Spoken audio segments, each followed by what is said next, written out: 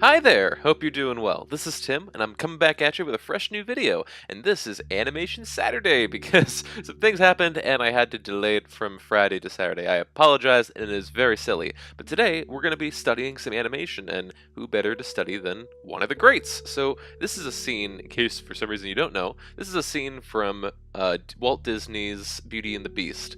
So what we're going to do is that we're going to go through the scene, and I'm going to just play it quickly right here for what we're going to analyze. Gets butt by a horse, passionate hug, and then a dog chair runs by. So what we're going to do is that we're going to go through the scene, and we're basically going to identify some of the principles throughout the scene, that even though this is a very simple scene, there are some things that we can analyze from it in order to really see the animation principles in action, and especially on a higher scale. So let's just dive right in. So one that we're going to go into is anticipations, which is basically the build-up a build-up action that leads into the main action.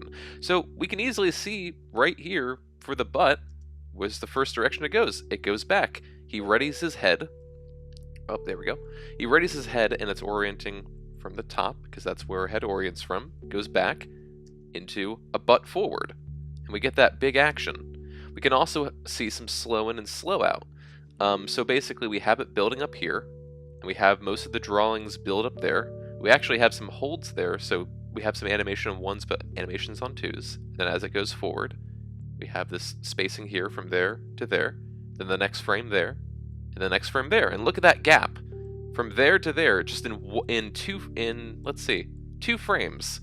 So we have 1, 2, 3, 4, and then 5, and we get that. And look at that.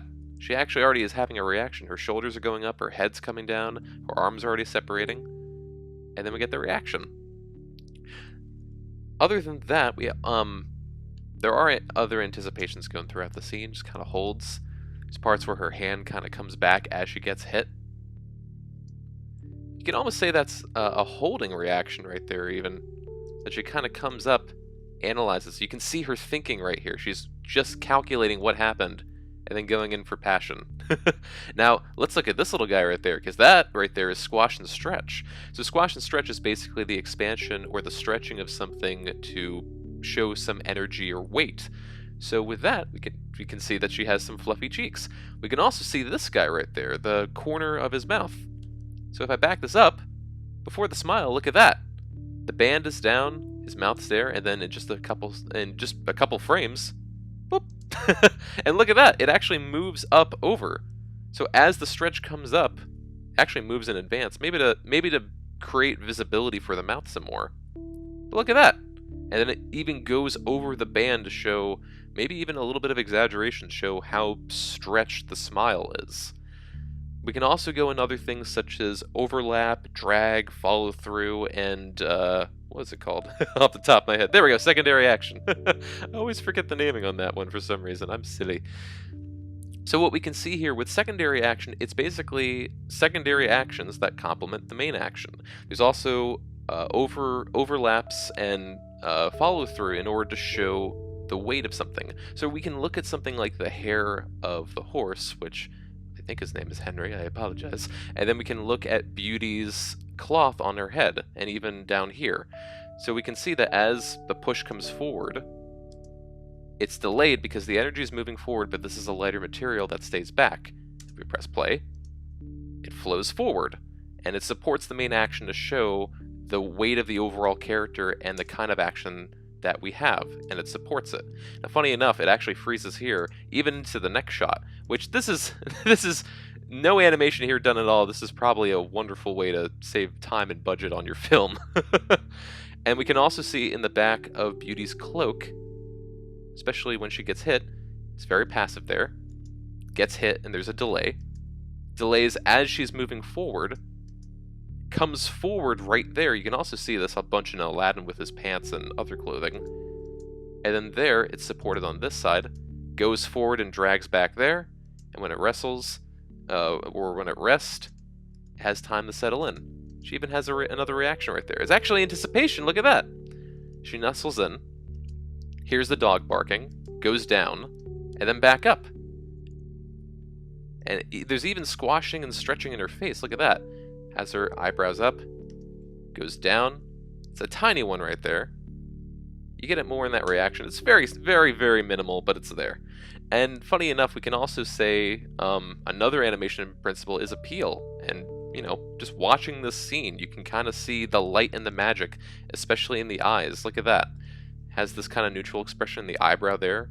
As he smiles, the eyebrow slightly goes up, slightly goes down, and parts where we were talking about her thinking.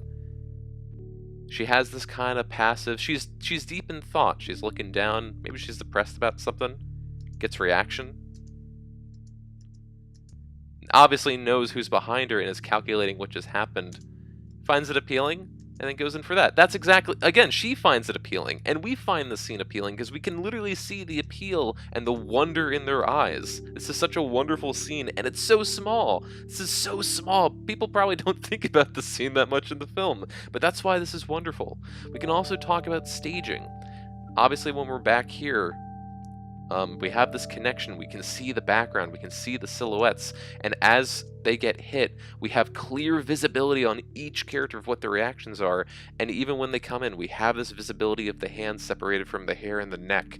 We have this, we have that. So the staging here is perfect. It breaks a little bit right there, but we have the staging to know what's going on. There's slow in and slow outs, there's anticipations, there's arcs. You can obviously tell when it gets hit.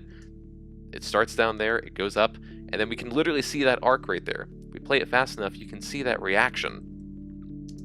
There's arcs in the head as it goes up and back down, up and then down, and then down and then back up. They're everywhere. And this is even a better example of arcs. Let's look at this.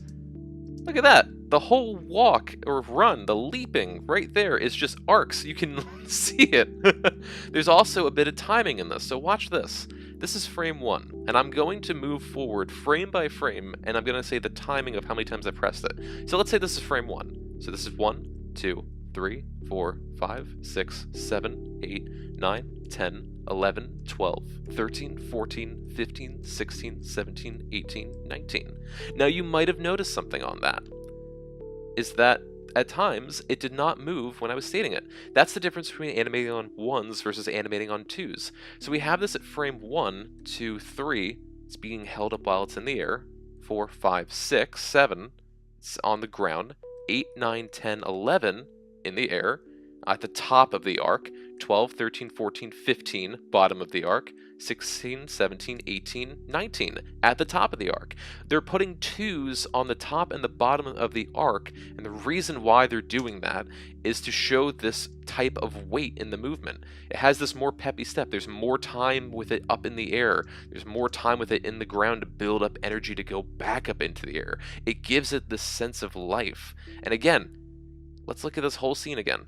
Look how simplistic the scene. A little headbutt from a horse, looking back, a gentle hug, realization, and then an arced run. And look how many of the principles we just found in that tiny scene. This is why I love animation. This is why I love getting into it. Because to make good animation, it requires a lot of work.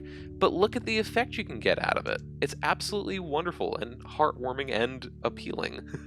So that's a quick little dive into what the animation principles look like on from a larger company or a larger, more effective group than most people. So I hope you guys like this video. Feel free to leave a comment or subscribe to the channel if you want to see more stuff like this or even better stuff.